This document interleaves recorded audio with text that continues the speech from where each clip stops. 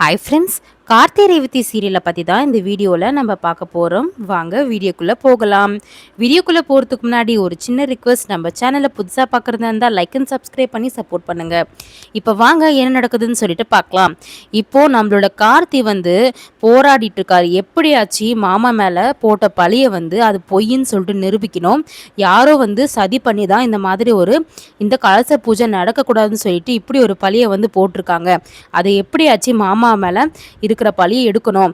அதுக்கு ஊர் பெரியவங்க கிட்ட டைம் கேட்டிருக்காரு. நாளைக்கு காலையில் வரைக்கும் எனக்கு டைம் கொடுங்க, எப்படியாச்சும் நான் எங்கள் மாமா இந்த தப்பை செய்யலைன்னு சொல்லிட்டு நான் நிரூபிக்கிறேன். கண்டிப்பாக சொன்ன இடத்துல இந்த கலச பூஜை நடக்கும் அப்படின்னு சொல்கிறாரு. அப்போ சிவனாண்டி சொல்கிறாரு, ஒரு வேளை நீ நிரூபிக்கலைன்னா என்ன பண்ணலாம் அப்படின்னு சொல்லிட்டு சிவனாண்டி கேட்கும் போது அப்போ ஊர் தலைவர்கள்லாம் என்ன சொல்கிறாங்க, கார்த்தி தம்பி சொன்னதை செய்வாருப்பா, ஏன் நீ தேவையில்லாமல் பேசிகிட்டு இருக்கீங்க, இங்கே பாருங்கள், சும்மா அவங்க குடும்பத்துக்கே சப்போர்ட் பண்ணாதீங்க, ஒரு வேளை இவங்க மாமா பண்ணது தப்பு தான் அப்படின்னு சொல்லிட்டு ஒரு வேளை கார்த்தியால் அந்த தப்பை நிரூபிக்க முடியலனா என்ன பண்ணலாம் அப்படின்னு சொல்லிட்டு கேட்கும்போது ஊர் தலைவர்கள் எல்லாமே கார்த்தி தம்பி கண்டிப்பாக நிரூபிப்பார் சொல்லும்போது, அதெல்லாம் விடுங்க, அவர் நிரூபிக்க மாட்டாருன்னு நான் சொல்கிறேன், நிரூபிக்கலைனா என்ன பண்ணலாம் அப்படின்னு சொல்லிட்டு கார்த்தி அதுக்கு பதில் சொல்கிறாரு. நிரூபிக்கலைனா நீங்கள் என்ன சொன்னாலும் நான் அதை செய்கிறேன் அப்படின்னு சொல்கிறாரு. உடனே இந்த விஷயம்லாம் என்னென்னா நம்மளோட சாமுண்டீஸ்வரிக்கு தெரிஞ்சு போய் இடிஞ்சு போய் உட்காந்துருக்காங்க. நம்ம சந்திரகலா அதையுமே சொல்லிட்டாங்க. 1க்கு 4 சொல்லியிருக்காங்க.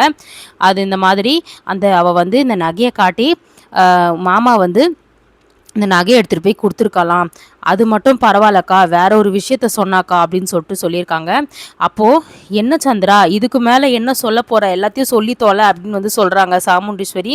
அப்போது இந்த மாதிரி காலில் மெச்சம் இருக்கிற விஷயத்த அவள் எல்லார் முன்னாடியும் சொல்லிட்டாக்கா, இந்த மாதிரி சொன்னதுனால ஊரில் இருக்க எல்லாருமே அவமானப்பட்டு நம்ம குடும்பம் அவமானப்பட்டதில் சிரிக்கிறாங்க அப்படின்ற மாதிரி சொல்கிறாங்க சந்திரகலா. அப்போது சாமுண்டீஸ்வரி இடிஞ்சு போய் உக்காந்துருக்காங்க. பாருக்கா, மாமா எப்படிப்பட்ட துரோகத்தை உனக்கு பண்ணியிருக்காங்க, எனக்கு மனசே ஆறல அப்படின்ற மாதிரி சொல்லிட்டு இருக்காங்க. இன்னொரு பக்கம் கார்த்தி நம்மளுக்கு டைம் இல்லை, நயில் வாகனத்தை கூட்டிகிட்டு பார்த்தீங்கன்னா உடனே போகிறாரு, நம்மளுக்கு டைம் இல்லை, நம்ம உடனே போயிட்டு இதை கண்டுபிடிக்கலாம். ரேவதி அவங்க மாமா கிட்ட, அதாச்சும் நம்மளோட கார்த்தி கிட்ட சொல்கிறாரு, மாமா எப்படியாச்சு அப்பா இந்த தப்பை பண்ணலைன்னு சொல்லிட்டு நிரூபிங்க மாமா அப்படின்னு சொல்கிறாரு. அவங்க அப்பா ரொம்ப கஷ்டப்பட்டு நிற்கிறாரு. அப்போது அவங்க பொண்ணுங்க 3 பேர் இருக்கும்போது சொல்கிறாரு, பாருங்கம்மா, இந்த வயசில் எனக்கு எப்படிப்பட்ட ஒரு பழி என் மேலே போட்டிருக்காங்க அப்படின்னு சொல்லும்போது அப்போது ரேவதி ரோகிணிலாம் சொல்கிறாங்க, அப்பா அவங்க யார் சொன்னாலும் சரி, நாங்கள் இதை நம்பவே மாட்டோம், உங்களை பற்றி எங்களுக்கு தெரியாதாப்பா, அவங்க சொன்னால் அது உண்மையாயிடுமா, எங்களுக்கு தெரியும், எப்படியோ உங்கள் மேலே ஏதோ ஒரு தப்பான ஒரு பழி போட்டிருக்காங்க, இந்த கலச பூஜை நடக்கக்கூடாதுன்னு சொல்லிட்டு, நீங்கள் வாங்கப்பா ஃபஸ்ட்டு வீட்டுக்கு போகலான்னு சொல்லிட்டு வீட்டுக்கு போகிறாங்க. அப்போ வீட்டுக்கு வந்ததுக்கப்புறம் நம்மளோட சாமுண்டீஸ்வரி என்ன பண்ணுறாங்கன்னா நம்மளோட ராஜராஜனை கேள்வி கேட்குறாங்க, இந்த வீட்டில் இத்தனை நாளாக ரணகணமாக இருந்துச்சு, ஆனால் நீங்கள் அப்பயுமே உங்களுக்கு பொம்பளை கேட்குதுன்னு சொல்லிட்டு நீங்கள் போயிட்டீங்களா அப்படின்னு தேவையில்லாமல் பேசுகிறாங்க. அப்போ நம்ம ராஜராஜன் மனசு உடைஞ்சு போய், சாமுண்டீஸ்வரி நீ கூட என்னை சந்தேகப்படலை அப்படின்னு சொல்லும்போது, அவன் நகையை மட்டும் காட்டியிருந்தா நான் சந்தேகப்பட்டிருக்க மாட்டேங்க, நகை தானே, சரி யாரோ கூட அவங்க திருடி கூட எடுத்துருக்கலாம் அப்படின்னு சொல்லிட்டு நான் விட்டுருப்பேன், ஆனால் நமக்கு மட்டும் தெரிஞ்ச விஷயம் எப்படி அவளுக்கு தெரியும், இதுக்கப்புறம் நான் என்ன சொல்கிறதுனே தெரியல அப்படின்னு சொல்லும்போது ரோகிணியும் நம்மளோட ரேவதியை சொல்கிறாங்க, அம்மா தேவையில்லாமல் பேசாதீங்க, இத்தனை வருஷமாக அப்பா கூட இருந்திருக்கீங்க, அப்பா இப்படி பண்ணுவாருன்னு எப்படிம்மா நீங்கள் சொல்கிறீங்க, நீங்கள் கவலைப்படாதீங்க, நாளைக்கு மாமா இந்த தப்பை பண்ணலைன்னு சொல்லிட்டு நிரூபிக்கிறேன்னு சொல்லியிருக்காரு, கண்டிப்பாக அப்பா இந்த தப்பு பண்ணலை, கண்டிப்பாக எங்களுக்கு தெரியும், நீங்களும் அதே மாதிரி நம்புங்க, தயவு செய்து அப்பாவை மேலும் மேலும் எதனா ஒன்று சொல்லி கஷ்டப்படுத்தாதீங்கன்னு சொல்லிட்டு சொல்கிறாங்க. என்னவோ பண்ணி தொலைங்க அப்படின்னு சொல்லிட்டு சாமுண்டீஸ்வரி என்ன பண்ணுறாங்க, மனசுடைஞ்சு போய் தனியாக போய் உக்காந்துட்டு இருக்காங்க. இன்னொரு பக்கம் அப்போ கரெக்டாக பார்த்திங்கன்னா ரேவதி கிட்ட கார்த்தி சொல்லி அனுப்புகிறாரு, எனக்கு என்னவோ சந்திரகலா இதில் சம்மந்தப்பட்டிருப்பாங்க அப்படின்னு தோணுது, நீ எப்போ பார்த்தாலும் சந்திரகலாவை அப்பப்போ அவங்க யார்கிட்ட பேசுகிறாங்க, என்ன பேசுகிறாங்க, எங்கே போகிறாங்கன்னு சொல்லிட்டு கொஞ்சம் கண்காணிச்சிட்டே இரு, ஏன்னா நம்மளுக்கு டைம் இல்லை, நாளைக்கு காலையிலக்குள்ளே இந்த கலச பூஜை நடக்கணும்னு நான் சொல்லிட்டு வந்திருக்கேன், அதனால் அந்த பூஜை நடந்தே ஆகணும் அப்படின்னு சொல்கிறாங்க.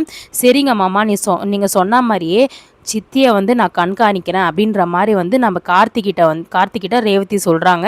கரெக்டாக பார்த்திங்கன்னா அந்த லேடி அதாச்சும் பார்வதி அப்படின்னு சொல்லிட்டு நம்ம சாமுண்டீஸ்வரி காசு கொடுத்து ராஜராஜன் மேலே பழி போட சொன்னாங்கல்ல, அவங்க வந்து பார்த்திங்கன்னா கரெக்டாக வந்து ஃபோன் பண்ணுறாங்க. ஃபோன் பண்ணும்போது நம்ம சந்திரகலா என்ன பண்ணுறாங்க, யாருக்கும் தெரியாமல் வெளியே எடுத்துகிட்டு போய் வந்து பேசுகிறதுக்கு வந்து போகிறாங்க.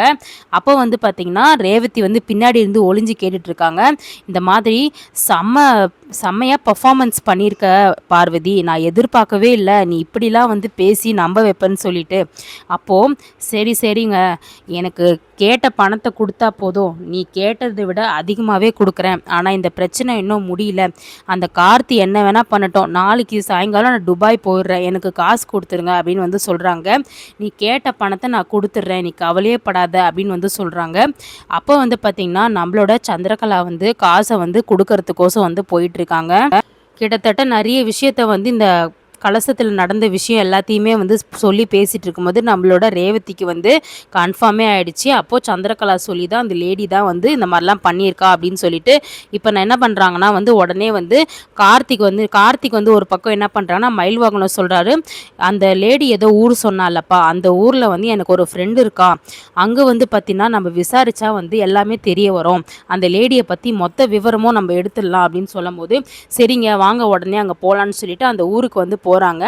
அந்த ஊருக்கு போனதுக்கப்புறம் வந்து பார்த்திங்கன்னா மயில் வாகனத்தோட ஃப்ரெண்டு மீட் பண்ணிவிட்டு இந்த மாதிரி அவங்களோட ஃபோட்டோவை காமிச்சு இந்த மாதிரி கேட்குறாங்க, இந்த மாதிரி இவளை தெரியுமா அப்படின்னு சொல்லிட்டு கேட்கும்போது ஆமாப்பா இவளை தெரியும், இவள் கல்யாணம் ஆகிட்டா ஆனால் புருஷன் கூடலாம் இவள் வாழவே இல்லை அப்படின்னு சொல்லிட்டு இருக்காங்க. சரிப்பா இப்போ அவளை பற்றி தெரிஞ்சுக்கணுன்னா யார்கிட்ட தெரிஞ்சுக்கலாம், அவனோட புருஷனோட வீடு தெரியும், அந்த அட்ரஸ் வேணால் கொடுக்குறேன், வேணா அங்கே போய் கேட்டு பாருங்க அப்படின்னு சொல்லிட்டு சொல்லும்போது கரெக்டாக வந்து பார்த்திங்கன்னா அவங்களோட ஹஸ்பண்டோட அட்ரஸை வந்து கொடுக்குறாங்க.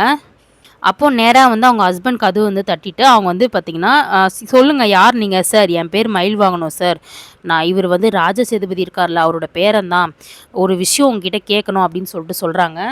சொல்லுங்கள் சார் என்ன விஷயம் அப்படின்னு சொல்லிட்டு கேட்கும்போது பார்வதி வந்து உங்களோட பொண்டாட்டி தானே, என்ன விஷயம், ஏன் நீங்கள் அவளை பற்றி விசாரிக்கிறீங்க அப்படின்னு சொல்லிட்டு அந்த அவங்க புருஷன் வந்து கேட்கும்போது அப்போது இல்லை சார் அதை மாதிரி வந்து ஒன்றும் இல்லை ஒரு பஞ்சாயத்து சார், அதனால தான் நாங்கள் விசாரிக்கிறோம். பஞ்சாயத்தா திருப்பியுமா, சார் தயவுசெய்து பஞ்சாயத்தை பற்றி பேசாதீங்க சார், உங்கள் சம்மந்தப்பட்ட பஞ்சாயத்து இல்லை சார், இது வேறு அப்படின்னு சொல்லிட்டு சொல்லும்போது அப்போது அவள் கட்டினதுக்கு நான் ரொம்பவே கஷ்டப்படுறேங்க, அவளை கல்யாணம் பண்ணதுக்கு டெய்லியும் அவளுக்கு காசு தாங்க விஷயம், 5000 டெய்லி வந்து நான் கொடுக்கலினா அவள் வந்து என்னை வீட்டுக்குள்ளேயே சேர்க்க மாட்டாங்க. அது மட்டும் இல்லை 5000 வந்து காசு இல்லாமல் வந்து அவள் வந்து என்கிட்ட பேசக்கூட மாட்டாள், அந்த அளவுக்கு காசு தான் அவளுக்கு பெருசு.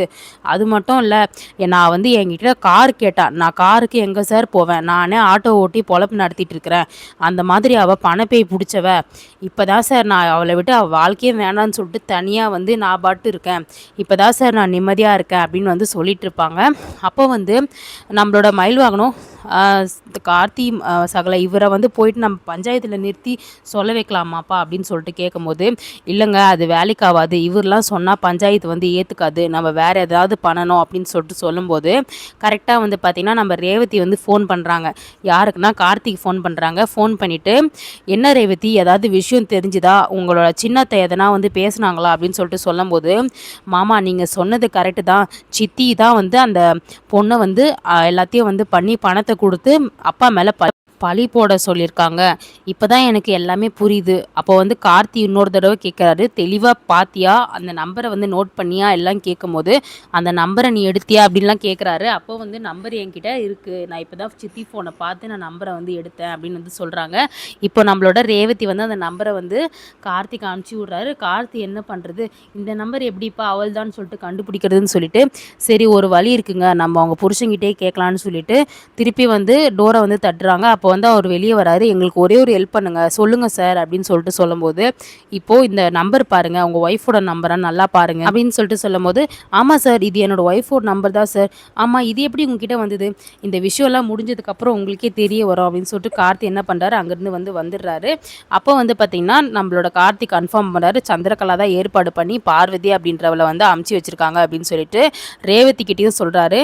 இப்போ தான் அவங்க ஹஸ்பண்ட் கிட்டே நாங்கள் பேசணும், இந்த நம்பரை காமிச்சு நாங்கள் கேட்டோம், அது அவங்க ஒய்ஃபோட நம்பர்னு சொல்லிட்டு கன்ஃபார்ம் பண்ணிட்டாங்க அப்படின்னு சொல்லிட்டு இப்போது எப்படி நிரூபிக்க போகிறாங்க அப்படின்னா வந்து சந்திரகலா வந்து பார்த்திங்கன்னா வந்து அந்த பொம்பளை வந்து துபாய் வந்து போகிறாங்க. ஸோ அதனால் வந்து சந்திரகலா என்ன பண்ணுறாங்கன்னா வந்து காசு கொடுக்க போகிறாங்க. யாருக்குன்னா அந்த பொம்பளையை வந்து மீட் பண்ணி காசு கொடுக்க போகிறாங்க. ஸோ அதை வந்து பார்த்திங்கன்னா வீடியோ எடுத்து நம்ம சந்திரகலா வந்து காசு கொடுக்குறத வீடியோ எடுத்து கார்த்தி வந்து காட்ட போகிறாரு. அதே மாதிரி ஃபோனில் வந்து நம்மளோட சந்திரகலா வந்து எங்கே மீட் பண்ண போகிறாங்க அப்படின்ற இடத்த வந்து பார்த்திங்கன்னா வந்து சொல்லியிருப்பாங்க. அந்த இடத்த வந்து ரேவதி கார்த்திகிட்ட சொல்லும்போது உடனே வந்து கார்த்தி என்ன பண்ணுறாருனா அந்த வந்து வீடியோ எடுக்க போகிறாரு. இந்த மாதிரி சந்திரகலா வந்து காசு கொடுக்குற வீடியோ எடுத்து நம்மளோட பஞ்சாயத்தில் வந்து காமிச்சு நிரூபிக்க போகிறாரு. சந்திரகலா வந்து மாட்ட போகிறாங்க.